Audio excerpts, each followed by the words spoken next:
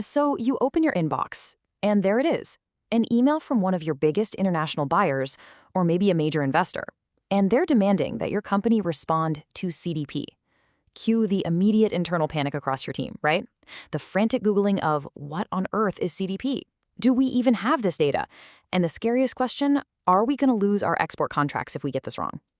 Look, if you felt that sudden rush of confusion and urgency, take a deep breath. You are absolutely not alone here, and you are in the exact right place.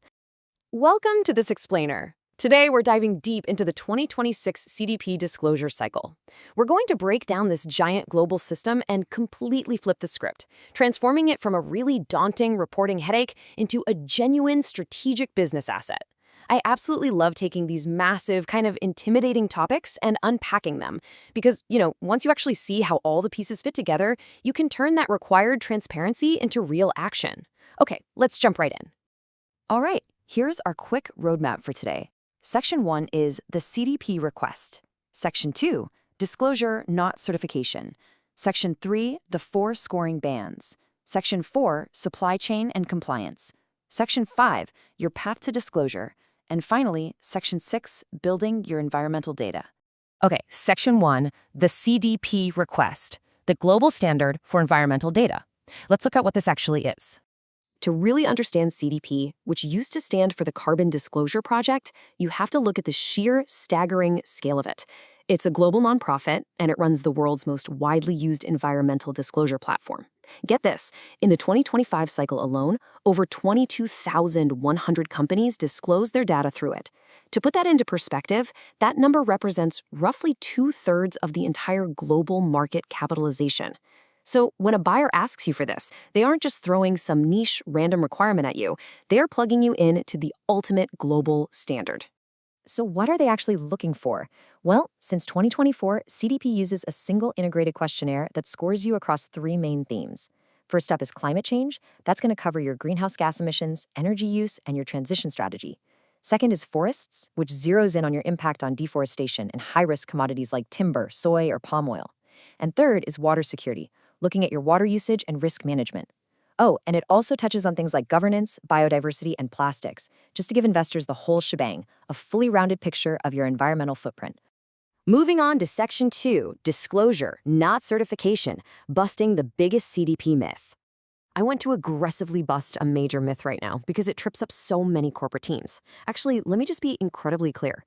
There is literally no such thing as a CDP certificate. CDP is not a pass or fail certification like an ISO standard. It's a disclosure system. It's just a structured platform for transparency, benchmarking, and scoring.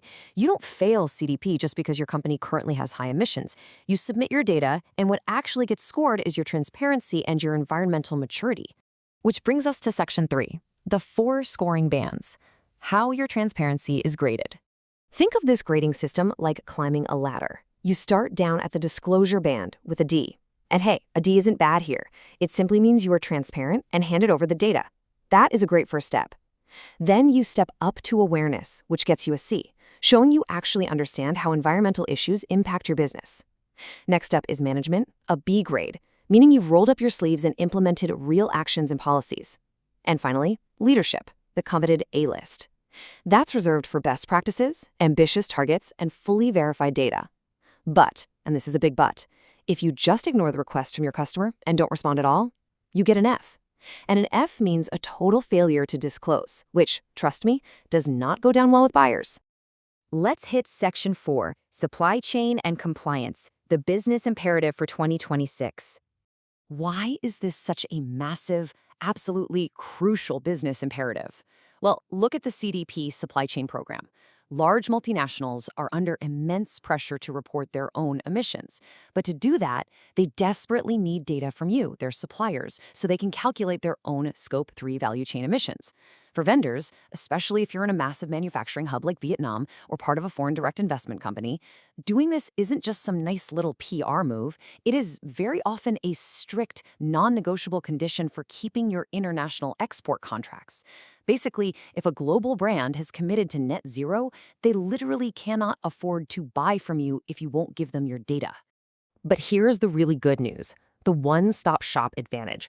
CDP is smartly aligned with major global reporting frameworks. We're talking IFRS S2, the sweeping new European ESRS rules, TCFD, the GHG protocol.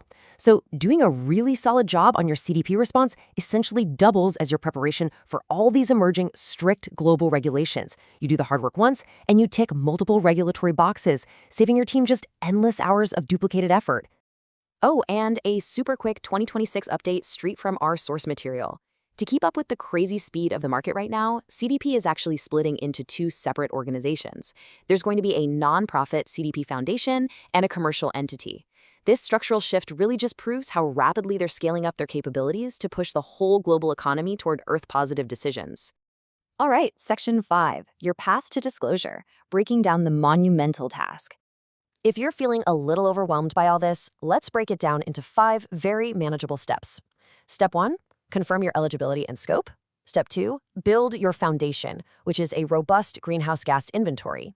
Step 3, gather your data, run a gap analysis against their scoring criteria, and start drafting your responses. Step 4, if you're aiming for those top scores, arrange third-party verification of your emissions. And finally, Step 5, submit it all via the portal.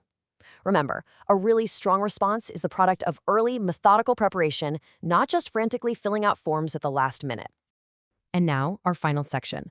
Section 6, building your environmental data, tackling the hardest part. This is truly the backbone of your entire CDP response, your greenhouse gas inventory.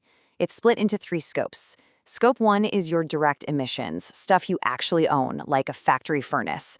Scope 2 is indirect, mainly the electricity you buy. But then there's Scope 3. These are emissions across your entire value chain, from raw materials all the way to product disposal. Now, if just hearing the phrase Scope 3 gives you a migraine, I completely empathize. It is notoriously the hardest, most time-consuming data to collect. But it is absolutely vital because, for most companies, it represents the vast majority of their total carbon footprint. And if your company wants to be recognized as a true leader, you need to know about a strict new rule.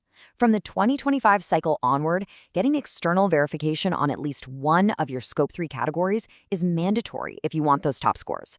Now, keep in mind, third-party verification is a totally separate exercise from the CDP score itself, but if you want to crack that coveted A list, getting an independent auditor to verify that messy Scope 3 data is now the price of entry. The good news? You really don't have to tackle this alone. Our sources highlight that expert support is definitely out there. For example, for companies operating over in the Vietnamese market, local consulting partners like ISC Global, Duke Long Services, and STCVN are specifically equipped to help you navigate this.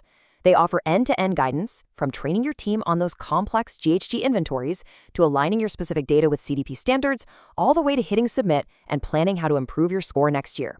Bringing in experts means you don't lose precious points on silly, avoidable mistakes, like leaving a question blank or messing up your reporting periods. Well, we have covered a ton of ground today, and as we wrap up this explainer, I want to leave you with one final provocative question to think about. Is your company ready to turn transparency into a competitive advantage? Because that's the real takeaway here. CDP isn't some reporting burden designed to punish you. It's an opportunity. In a world where global supply chains are aggressively demanding verifiable environmental data, the companies that step up and embrace this disclosure process right now are the ones who are going to win the contracts, attract the big investors, and ultimately lead their industries into the future. Thank you so much for joining me today, and I wish you the absolute best of luck in your 2026 disclosure cycle.